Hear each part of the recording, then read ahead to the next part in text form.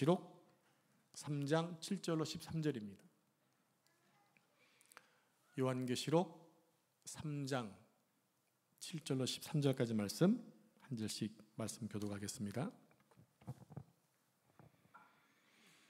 빌라델비아 교회의 사자에게 편지하라. 거룩하고 진실하사 다윗의 열쇠를 가지시니 곧 열면 닫을 사람이 없고 닫으면 열 사람이 없는 그가 이르시되 볼지어다 내가 내 앞에 열린 문을 두었을 때 능히 닫을 사람이 없으리라. 내가 내 행위를 아노니 내가 작은 능력을 가지고서도 내 말을 지키며 내 이름을 배반하지 아니하였도다. 보라, 사탄의 회당 곧 자칭 유대인이라 하나 그렇지 아니하고 거짓말하는 자들 중에서 며칠 내게 주어 그들로 와서 내 발 앞에 절하게 하고 내가 나를 사랑하는 줄을 알게 하리라. 내가 나의 인내의 말씀을 지켰은즉 내가 또한 너를 지켜 시험의 때를 면하게 하리니 이는 장차 온 세상에 임하여 땅에 거하는 자들을 시험할 때라. 내가 속히 오리니 내가 가진 것을 굳게 잡아 아무도 내 면류관을 빼앗지 못하게 하라. 이기는 자는 내 하나님 성전에 기둥이 되게 하리니 그가 결코 다시 나가지 아니하리라. 내가 하나님의 이름과 하나님의 성 곧 하늘에서 내 하나님께로부터 내려오는 새 예루살렘의 이름과 나의 새 이름을 그의 위에 기록하리라. 13절 같이 읽습니다. 귀 있는 자는 성령이 교회들에게 하시는 말씀을 들을지어다. 아멘. 이 말씀은 살아계신 하나님의 말씀입니다. 아멘. 옆에 앉으신 분과 같이 인사하겠습니다. 시작. 아멘. 당신은 존귀한 하나님의 자녀입니다. 늘 잊지 마시고 이제 귀 익숙하시죠? 입에도 익숙했으면 좋겠습니다. 네. 오늘은 소아시아 7교회 가운데 6번째 교회입니다. 빌라델비아 교회에 대해서 살펴보겠습니다. 빌라델비아 교회는 칭찬만 들은 교회잖아요. 그래서 미국 사람들이 되게 빌라델비아 교회를 좋아해요. 그 지명 이름. 그래서 지은 그 동네 이름이 필라델피아 그 지역입니다. 실은 미국 사람들이 기독교 국가다 보니까 성경에 있는 이름들을 많이 가지고 있어요. 존하게 되면 요한이잖아요. 그리고 야곱하면 제이콥, 또 다윗하면 데이비드, 그리고 바울하면 바울,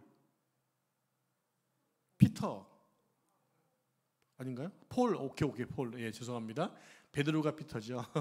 이렇게 성경에 있는 이름들을 좋아하기 때문에 우리 아이도 그런 사람이 되었으면 좋겠다는 마음으로 짓는, 한국에서도 그런 이름 가진 분들이 있잖아요. 가장 흔한 은혜 요한. 요즘에 또 이렇게 뭐 하율이, 뭐 하람이, 또 하음이 붙여가지고 또 예진이, 뭐 예찬이 등등 있잖아요. 그런 예수님을 닮은 사람이 되었으면 좋겠다는 마음이 있죠. 자, 그런 식으로 교회 성경에서 좋은 이름들을 이렇게 따와서 지역 이름이나 아이들 이름을 짓는 경우들이 있죠. 자, 빌라델비아의 위치와 그 현재 교회 틀을 좀 보도록 하겠습니다. 자, 에베소 교회를 기점으로 해서 시계 방향으로 에베소, 그 다음에 어디입니까? 서모나, 그 다음 버가모 찍고 오른쪽으로 두아디라. 지난 살펴봤던 4대, 오늘 빌라델비아 6번째입니다. 자, 현재 건물 좀 보여주시겠어요? 이것이 빌라델비아가 이제 그 지역이 무너지고 남은 그 교회 터 자리입니다. 오늘 읽은 말씀이 요지가 뭐냐면 빌라델비아 교회는 믿음의 시련 중에서도 믿음의 시련을 받는 중에서도 복음과 사도들의 가르침에 충실했기 때문에 서모나 교회와 함께 칭찬만 들었던 교회입니다. 대부분 교회들이 칭찬과 책망이 함께 있었는데 칭찬만 있었던 교회는 서모나 교회와 빌라델비아 교회 2개밖에 없어요. 자, 실제로 주변 도시가 모두 회교화, 즉 이슬람화된 상황에서도 빌라델비아 교회는 1392년까지 기독교 도시로 남아 있었다는 그런 기록이 있습니다. 1392년이면 중세 시대까지 남아 있는 거잖아요. 자, 빌라델비아 교회가 어떻게 시작되었는지는 정확히 알 수가 없습니다. 그러나 암미야라고 하는 여선지자가 이 교회를 관할하면서부터 맡으면서부터 교회가 급성장했다는 그런 기록이 있어요. 암미야는 초대교회 당시에 혹시 여러분 빌립 집사 들어보셨죠? 초대교회 7명의 집사가 있었는데 스데반 집사님 잘 알고 계시고 빌립 지사에게 4명의 딸이 있었는데 그 4명의 딸 하나같이 다 선지자였다 이렇게 표현을 해요. 얼마나 그들이 영적으로 뛰어났으면 딸들을 선지자라고 했을까요? 그 선지자와 비슷했던 4명의 딸과 같은 동급이었다. 이 정도로 암미아를 평가하고 있습니다. 그래서 그녀의 예언과 은사가 교회를 섬기는 데 크게 도움이 되어서 유대인들마저도 많이 이렇게 복음화시켰다는 그런 기록이 있습니다. 자, 그럼 빌라델비아 교회의 상황을 좀 살펴보겠습니다. 빌라델비아 뜻을 보겠어요. 뜻은 형제 사랑, 좋은 뜻이죠. 미국인들이 필라델피아라고 한 이유가 알겠죠. 형제 사랑, 원수 사랑이 아니라 형제 사랑입니다. 애틋하잖아요. 자, 이 도시는 사대 동남쪽 약 40km 밑에 위치한 지역으로 고원 도시였어요. 높은 고원 도시로 별명이 있는데 작은 에덴이다. 얼마나 풍부했으면, 지역이 풍성했으면 작은 에덴이라고 불렀을까요? 그만큼 문화의 꽃을 피웠던 장소로 유명합니다.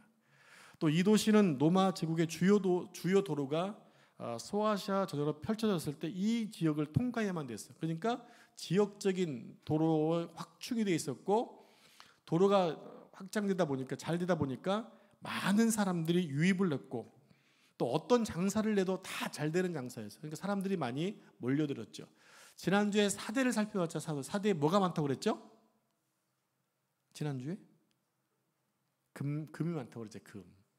그래서 사람들이 그 금을 채취하려고 많이 몰려들었다라고 얘기했는데, 오늘은 너무 교통 자체가 좋으니까 사람들이 모여들어서 장사를 하고 또 영업을 했던 거죠. 특별히 땅이 좋아가지고 포도 농사가 아주 잘 되었다고 합니다. 그러면 뭐가 유명하겠어요? 포도주가 유명하겠죠. 그리고 이 도시를 제2의 아테네라고 불렀어요. 아테네.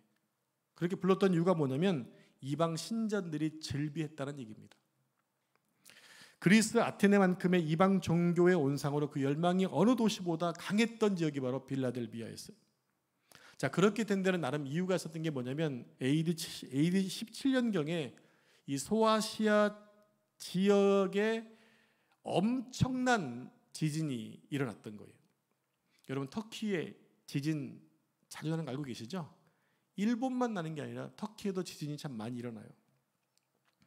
그래서 완전히 도시가 12개를 포함해 가장 많은 피해를 입은 것이 이 빌라델비아 지역이었어요. 그때 로마가 이 지역을 다시 재건시켜줬어요. 그러니까 로마 황제에게 은덕을 입은 거잖아요. 그래서 네오 가이사라는 그런 이름을 붙일 정도로 로마에 아주 헌신하고 충성했던 지역이 빌라델비아입니다. 그런데 이 도시는 강진 이후에 계속 여진이 계속되자 도시 사람들은 계속해서 여진이 나면 대피했다가 또 잦아들면 들어오는 것을 계속 반복했어요. 생활이 안정되지 않았던 것이 빌라델비아 지역이었다는 얘기입니다. 자, 언제든 7절 말씀 보면 빌라델비아 교회에 소개된 주님의 모습이 어떻게 소개되었는가 보도록 하겠습니다. 7절에 보면 거룩하고 진실하사 다윗의 열쇠를 가지신 이 곧 열면 닫을 사람이 없고 닫으면 열 사람이 없는 이로 소개되고 있습니다. 자, 여기서 거룩하고 진실하다, 본문에 소개된 예수님의 모습이 뭐예요? 다윗의 열쇠를 가지신 이다라는 것입니다. 그것은 다윗의 집, 또 다윗의 장막, 다윗의 뿌리, 다윗의 위, 하나같이 지금 누굴 얘기합니까? 다윗을 얘기하고 있어요. 다윗을 얘기하고 있는데 여기서 그 표현은 뭘 상징하느냐? 하나같이 다 장차 오실 메시아를 상징하고 있다는 얘기예요. 그러니까 다윗의 열쇠는 다윗의 집, 즉 하나님의 나라의 문을 열 수 있는 열쇠로 하나님 나라의 특징인 영생권을 소유하신 분이다. 그분이 누구냐? 그분은 바로 예수 그리스도라고 밝히고 있는 거예요. 그러니까 천국의 열쇠를 누가 엽니까? 누가 가지고 있습니까? 예수님이 가지고 있는 거예요. 그래서 예수님이 열면 닫을 사람이 없고 닫으면 열 사람이 없는 거죠. 이미 성경에서 그 사람 보여준 적이 있잖아요. 뭡니까? 노아 방주잖아요. 방주를 만든 이후에 하늘에서 비가 시작되자 하나님 문을 닫아버리셨어요. 많은 사람들이 달려와서 문을 두드리고 난리가 났겠죠. 거기 타려고. 근데 아무도 열 수가 없었어요. 바로 이게 천국의 문입니다. 지금 열려 있을 때 들어가야 되는 거예요. 닫힌 후에는 아무리 애고래도 열리지 않습니다. 이제 8절 말씀 같이 합독하겠습니다. 8절 시작.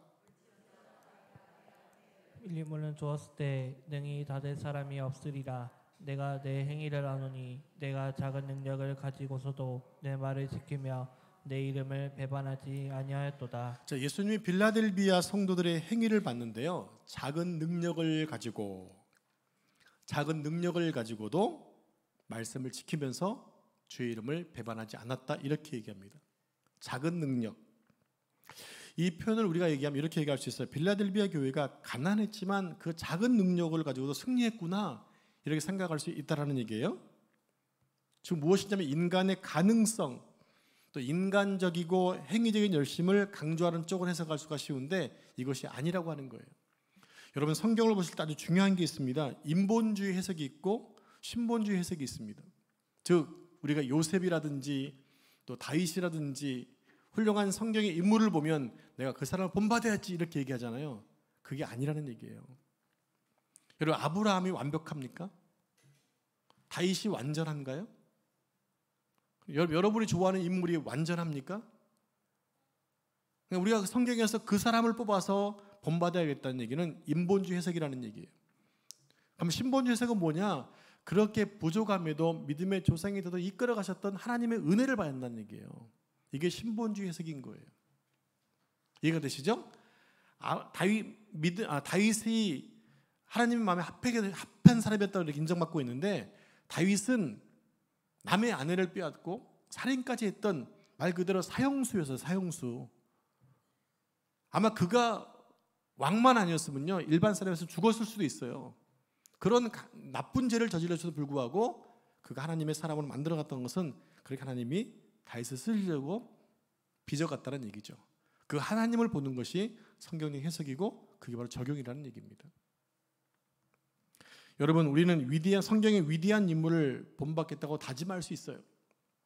그러나 성경은 정작 그렇게 말씀하고 있지 않다는 것을 기억하시기 바랍니다. 자, 이제 8절에 보면 그 작은 능력이라고 하는 말이에요. 작은 능력. PPT 보여주세요.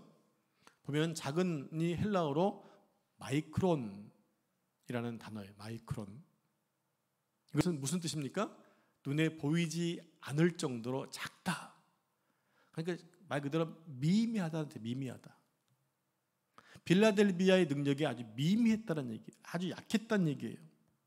즉 작은 능력이라는 것은 빌라델비아 교회가 너무나 무능했다는 얘기예요. 아무런 능력이 없었다는 얘기입니다. 그럼 당시 빌라델비아 교회가 무능력할 수밖에 없었던 세 가지 이유가 있었어요. 자, 첫 번째 이유, PPT 보면 세 가지 우겼으면 고난이 뭐였냐면, 첫 번째요, 경제적인 어려움이 있었어요. 여러분, 지금 우리가 계속 소아시아 6교회를 보면서 강조한 것이 있잖아요. 오직 믿는 사람들은 예수님을 유일한 구주로 고백을 하잖아요. 그런데 로마의 지배를 받고 있는 사람들은 어떻게 얘기합니까? 황제가 주라고 얘기하잖아요. 그래서 황제 숭배 사상이 생겨난 거잖아요. 황제 숭배 사상이 있는 찬성하는 사람들만 상인조합에 가입될 수가 있었어요. 그런데 예수님을 구주로 고백하는 사람은 상인조합 길드에 가입하지 못하니까 삶이 너무 힘들어요. 왜 그러냐? 유통이 안 되거든요. 뭘 사 먹을 수가 없어요. 돈이 있더라도 사 먹을 수가 없고 돈도 없어요. 그들이 대출 받으려면 너무나 많은 이자를 줘야 돼요. 그 생활도 안 되는 거예요. 그러니까 경제적인 삶은 너무나 힘들었다고 하는 거죠. 오늘날 우리 한국은 그렇게 경제적으로 못 먹을 만큼 힘든 사람 별로 없잖아요. 근데 그 당시에 믿음을 지키려면 그런 고난을 감수할 수밖에 없었다는 얘기입니다. 자, 두 번째가 뭐냐? 유대인들이 그들을 어렵고 힘들게 만들었다는 거예요. 동족 유대인들의 핍박이 있었다는 얘기입니다. 당시 유대교는 상당히 혼합주의 신앙을 가지고 있었어요. 그 말은 뭐냐면 하나님과 로마의 황제와 이방신을 겸하여 섬겼다는 얘기입니다. 이게 무서운 거예요. 여러분들은 예수님 말씀하신 게 있죠? 하나님과 무엇을 겸하여 섬길 수 없다? 재물을 겸하여 섬길 수 없다. 여러분들에게 재물은 신이 아닌가요? 여러분 재물에 자유로우신 분이 계신가요? 반응을 좀 보여주시고요. 아니다, 기다. 반응을 좀 보여주셔야 얘가 얘기할 텐데, 여러분 우리가 재물에 100% 자유롭지 못하시죠, 그죠? 그러니까 우리는 어느 순간 하나님을 섬긴다고 하면서도 이 재물의 부분에 자유하지 못하거든요. 어찌보면 우리도 혼합주의에 빠져 있다고 할 수도 있다는 얘기입니다. 그런데 유대인들은 하나님과 로마 황제와 이방신들을 겸하여 섬겼어요. 그래야 뭐하니까? 유통을 할 수 있으니까. 유대인들은 여기에 해당되지 않았어요. 그러니까 뭐 길드에 가입되어지고 먹는 게 문제가 안 됐어요. 그래서 유대인들은 이 도시 종교를 일종의 사회 문화적 관습 정도로 이해하고 그 의식에 참여하는 것이 제국 식민의 의례로 보았던 얘기입니다. 지금 우리는 로마의 지배를 받고 있으니까 로마가 섬기는 신을 섬기는 게 제국주의 식민이로서 맞는 것이다라고 얘기했던 거예요. 여러분 이게 뭐와 비슷하냐면요, 우리 일제시대 때 신사참배와 비슷해요. 우리나라에서 신사참배를 허용할 때도 그런 식으로 표현했거든요. 처음에는 아니다 했을 텐데 힘을 가진 몇 명의 사람들이 주장하니까 어떻게 얘기했냐, 그거는 문화적인 것이야. 신사는 신이 아니거든. 그냥 문화적으로 잠시 인사하고 예의로 인사하면 끝나는 거야. 이렇게 얘기해서 다 신사참배를 찬성해버린 거예요. 그래서 한국교회가 신사참배를 하게 되는 거죠. 우리 장로교가 그렇게 했어요. 어디서 했느냐? 평양에서 했거든요. 1392년도인가? 전 개인적으로 나름대로 지금 북한 땅이 계속해서 우상 숭배하는 그 이유가 뭐냐면 그때 원인이 아닐까라는 생각을 해보게 되는 거예요. 그러니까 유대인들의 눈에 예수만 주라 고백하고 또 사회 결속에 끈인 도시 이방 종교와 그 의식에 참여하지 않는 기독교인들을 볼 때마다 이렇게 얘기하는 거죠. 다른 사람들은 다 그렇게 사는데 왜 너만 유별나게 그러니? 다른 사람 그렇게 살고 있잖아. 저 교회 저렇게 하고 있잖아. 왜 너희만 유독 그러려고 그래? 그러면 여러분 어떻게 생각하십니까? 그래, 그럴 수도 있겠네라고 넘어간다는 얘기죠. 이렇게 해서 회의된 사람들이 많이 있었다고 하는 거예요. 자, 어떤 의미에서는 로마 제국의 정치 탄압보다도 동족들의 이런 회유와 경멸이 이 그리스도인들에게 엄청 힘든 고난일 수 있었다는 얘기입니다. 자, 세 번째, 불완전한 삶의 기반입니다. 즉 자연적인 재해였어요. 아까 자연적인 재해가 뭐라고 말씀드렸어요? 지진이었단 말이에요. 지진이 계속 일어나니까 여기 살다가 지진 징조, 여러분 지금처럼 지진 경보가 있지만 그 당시 그게 있었겠어요? 다만 이렇게 움직인다는 어떤 기후가 있으면 도망쳤겠죠. 그게 얼마나 불편했겠냐고요. 그것이 지금처럼 날씨가 좋으면 괜찮겠지만 추울 때는 얼마나 힘들었겠냐는 얘기예요. 그런 자연적인 재해가 이 기독교인들에게 엄청난 고난이었다고 하는 것입니다. 자, 이 세 가지 우겨쌈을 모두 감당하기에는 빌라델비아 성도들에게 있어서 그 능력이 너무나 보잘것없었다는 얘기입니다. 감당하기 어려웠다는 얘기예요.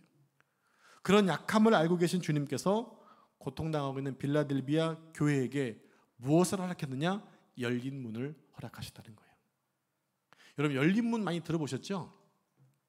오픈도어 선교회도 많이 있고 한데 열린 문이 뭐냐? 아주 중요한 거예요. 자, 열린 문이 무엇일까요? 바로 열린 문은 예수 그리스도를 상징합니다. 그리고 그것은 또 구원의 문이기도 해요.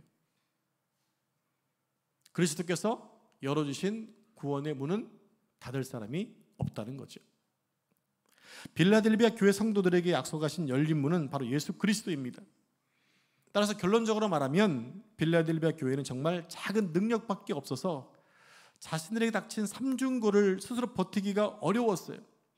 그럼에도 이 교회가 승리할 수 있었던 비결은 뭐냐면 그리스도에 대한 신앙 고백과 함께 어려워도 그리스도를 따라갔다는 얘기예요. 배반하지 않고.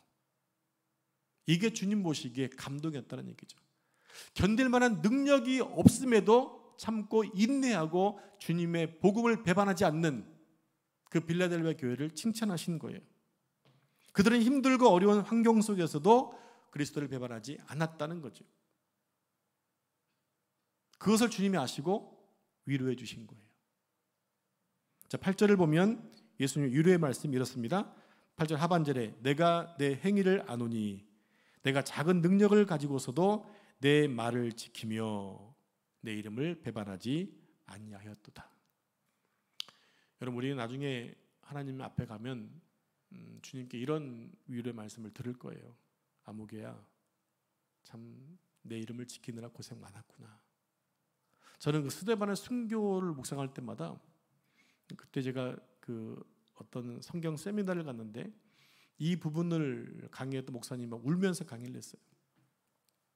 스데반이 돌에 맞아서 죽어갈 때 끝까지 복음을 전하잖아요. 그러면서 주님, 저들의 죄를 용서해 달라고 이렇게 하는 중에 돌에 맞아 순교합니다. 그럼 그 영혼이 주님께 바로 갔겠죠. 그때 주님이 스데반을 안으면서 이렇게 얘기했다는 거예요. 수고했다, 나의 면류관아. 여러분, 스데반 이름이 뜻이 면류관이거든요. 나의 면류관아. 여러분도 다 그런 기대감을 가지시고 어떤 환경 속에 있든지 간에 믿음을 또 주님을 배반하지 않기를 바랍니다. 자, 빌라델비아 교회가 세 가지 어려움을 겪으면서 정말 지푸라기 같은 존재도 아니었지만 그래서 그들은 오직 예수 그리스도를 구주로 고백하는 이 신앙 고백에서 떨어져 나가지 않았다는 거예요. 마치 가는 실과 같은 그러한 능력이었지만 그것을 끝까지 지켜냈다고 하는 거예요. 어려움을 핑계로 삼아서 실망하고 뒤처지고 포기하는 것이 아니라 예수님의 이름을 배반하지 않고 순교를 지켰다는 것입니다. 그런 자에게 열린 문이 절대로 닫혀지지 않을 것이다. 주님의 위로의 말씀이에요. 자, 우리에게 이 말씀이 위로가 되는 것은요, 하나님이 우리의 상황을, 우리의 행위를 다 알고 계신다는 거예요. 다 보고 계신다는 거죠. 성도 여러분, 하나님이 여러분의 상황을 다 알고 계십니다. 그러므로 하나님 보시기에 정직하게 살아오셨으면 계속해서 그 길을 가시기 바랍니다. 혹여나 혹시 부족한 것이 많다고 하더라도 지금부터라도 다시 돌이켜 출발하시면 됩니다. 하나님은 우리 앞에 열린 구원의 문을 마련해 주셨습니다. 그러므로 그 문을 향해 열심히 달려가야 되는 거예요. 그 문은 아무에게나 열려 있지 않거든요. 주님을 믿는 자들에게만 열려 있습니다. 그러면 우리 공동체가 어느 누구 한 사람도 나고자 없이 모두 함께 잘 달려갔으면 좋겠습니다. 우리 옆 사람에게 이렇게 한번 축복할까요? 우리 꼭 함께 갑시다. 한 번 더 하겠습니다. 거기 당신 없으면 섭섭할 거예요. 누가 그런다 하잖아요. 천국 가면 기대 안 했던 사람이 있고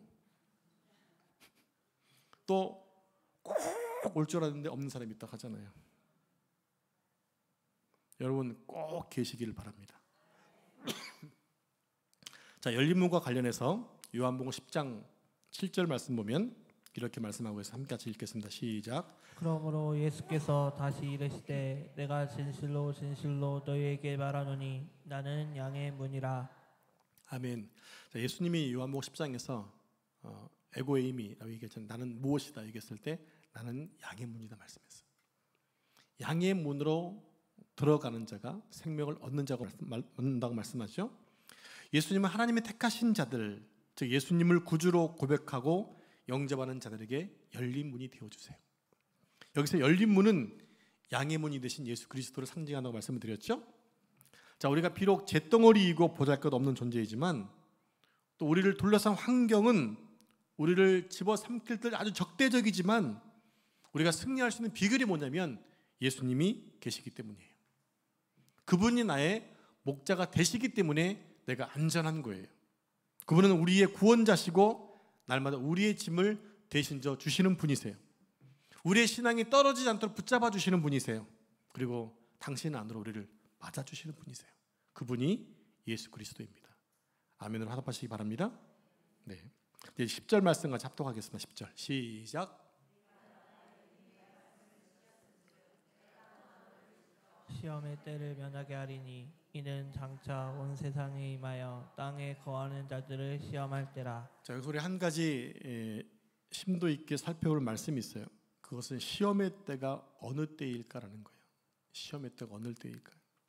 확실한 것은 앞에서 언급한 세 가지 우겨쌈, 아까 뭐였죠? 경제적인 난과 어려움, 유대인들의 해유와 빈정거림, 또 하나 자연적인 재해를 말한다. 이 세 가지가 아니에요, 시험의 때는. 그렇다면 뭘까요? 우리 함께 11절 말씀을 합독하겠습니다. 11절 시작. 속히 오리니 내가 가진 것을 굳게 잡아 아무도 내 면류관을 빼앗지 못하게 하라. 네, 10절의 시험의 때와 11절을 문맥상 연결하면 예수님이 재림하시는 그날의 환난과 시험에서 제외된다는 거예요. 놀라운 일 아닙니까? 비록 지금은 그들이 삼중고를 겪으면서 혼자 힘으로 버틸 능력이 전혀 없지만 예수님에 대한 신앙 고백에 제대로 붙어 있어야 한다는 그러한 것을 우리에게 알려주고 있어요. 그러니까 하나님께 순종하며 그 말씀을 지키는 그리스도인은 비록 사탄에게 어려움을 당하기도 하지만, 고난 당하기도 하지만, 그리스도의 재림시에 일어날 하나님의 진노에서는 제외된다는 얘기입니다. 여러분, 그게 얼마나 큰 은혜인지 몰라요. 지금 주님이 공중 재림을 하십니다. 천군 천사가 빵빠를 울리면서 깨어라! 너희 신랑이 온다! 라고 외칠 때 여러분은 어떻게 하고 계실 것 같습니까? 두 가지죠. 하나는 자고 있든지, 또 하나는 마라나타 하더니, 둘 중에 하나 아니겠습니까? 여러분, 그 어디에 해당되실까요? 그리고 굳게 잡아야 할 것이 있다고 말씀합니다. 굳게 잡아야 할 것이 있다. 그것은 현재 명령형인데요, 이제까지 빌라델비아 교회가 지켜온 믿음을, 지금까지 지켜온 믿음을 지속적으로 공고히 하라는 것입니다. 무슨 말입니까? 너 잘했어, 다 됐어가 아니라 잘했는데 더 계속해야 돼, 이런 말인 거예요. 여러분, 신앙은요 언제까지 해야 됩니까? 주님 오실 때까지 하는 겁니다. 여러분, 그때까지 우리 신앙이 더 좋아져야 될까, 아니면 점점 힘이 없어져야 될까요? 여러분 어떻게 하고 싶으세요? 더 좋아져야죠. 뜨거워져야죠. 더 갈망이 넘쳐나야 되지 않을까요? 달리기 경주마다 꼬린 지점이 있어요. 100m, 200m, 400m 꼬린 지점이 있어요. 내가 99m를 열심히 1등으로 달려도 1m 안 가면요, 꼴이 나지 않은 거예요. 실패자인 거예요. 처음에는 열심히 달려가서 남보다 앞서갔다고 해서 중간에 포기하거나 쉬어버리면 안 됩니다. 반드시 결승점을 통과해야 되는 거예요. 그게 우리의 신앙생활인 거예요. 그게 우리가 마지막까지 달려가야 될 길이고 붙잡아야 될 신앙의 경주라는 얘기입니다. 이렇게 이기는 자에게 주시는 약속이 있어요. 이렇게 12절 말씀 같이 합독하겠습니다. 시작. 이기는 자는 내 하나님 성전의 기둥이 되게 하리니 그가 결코 다시 나가지 아니하리라. 내가 하나님의 이름과 하나님의 성 곧 하늘에서 내 하나님께로부터 내려오는 새 예루살렘의 이름과 나의 새 이름을 그의 위에 기록하리라. 아멘. 그래서 기둥은요, 하나님의 통치와 임재를 상징합니다. 기둥은 하나님의 성전의 기둥이 된다고 했잖아요. 통치를 따르는 거예요. 임재를 상징하는 거예요. 그리고 다시 나가지 않는다라는 표현은 빌라델비아 지역에 계속 일어났던 그 지진 때문에 대피했던 것 있잖아요. 들락날락했던 것, 그런 상황을 염두에 둔 것인데, 따라서 우리가 약하고 부족한 존재이지만 하나님의 은혜로 천국을 약속받은 사람들이 받게 될 새 집은 흔들리지 않는다. 여러분, 지진 나면 어떡합니까? 집이 흔들리잖아요. 그런데 앞으로 이 말, 우리에게 말 하나님의 나라의 그 집의 새 집은 흔들리지 않는 집이다. 흔들리지 않는 기초 위에 세워진 영원한 도성임을 말하고 있는 거예요. 우리는 그 도성에 들어갈 자들입니다. 우리가 바로 그 여호와의 집에서 영원히 살게 될 존재라는 사실이에요. 이미 시편에서 다윗이 얘기했어요. 내 평생의 선하심과 그 인자하심이 반드시 나를 따르리니 내가 여호와의 집에 영원히 살리로다. 내가 영원히 살리로다. 여러분, 얼마나 기대가 되십니까? 우리는 그거를 바라보며 지금 살고 있는 자들 아닙니까? 다윗은 자신이 여호와의 집에 하나님의 전에 살겠다고 말합니다. 의의 기둥이 있고 터가 흔들리지 않는 여호와의 집에 영원히 살겠다고 고백하고 있는 거예요. 그리고 그리스도께서 새 이름을 받으신다고 표현합니다. 왜 그리스도께서 새 이름을 받으실까요? 바로 그리스도께서 영광 가운데 재림하실 것을 말하고 있는 거예요. 그때의 주 안에서 승리자가 된 이기는 자들은 그 그리스도의 새 이름을 받게 될 것이다. 곧 이기는 자는 그리스도의 영광과 위엄을 주님과 함께 나누게 된다는 얘기입니다. 이게 뭡니까? 주님과 함께 결혼하는 거예요. 여러분, 결혼식은 남자한테만 좋은 게 아니잖아요. 결혼식은 여자한테만 좋은 게 아니잖아요. 함께 좋은 거잖아요. 그죠? 그게 결혼이잖아요. 그처럼 주님의 나라가 임하게 되면 우리가 함께 주님과 함께 즐거워한다는 얘기예요. 그리고 그날은 여러분, 그날을 꿈꾸시길 바랍니다. 그날이 곧 오고 있습니다. 여러분, 그날이 오고 있습니다.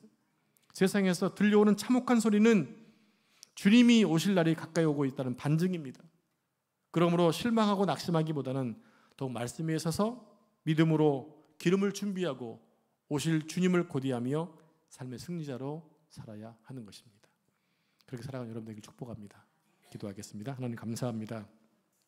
종말의 때에 주님의 다시 오심을 기대하며 인내하며 승리하는 삶을 살게 주옵소서. 세상과 짝하여 사는 것이 아니라 힘들고 어렵고 좁은 길이고 고난의 길인 믿음의 길, 주님과 함께 달려가게 하옵소서. 주님 안에 있게 해 주옵소서. 주님이 정해놓으신 목표까지 달려갈 수 있도록 도와주옵소서. 그런 보배령교회와 모든 성도 되어줄 수 있도록 축복해 주시고, 어느 한 명도 나고자 없이 함께 그 길을 갈 수 있도록, 그곳에 갈 수 있도록, 세례를 받을 수 있도록 축복하여 주옵소서. 이 모든 말씀 존귀하신 예수님의 이름으로 기도합니다. 아멘.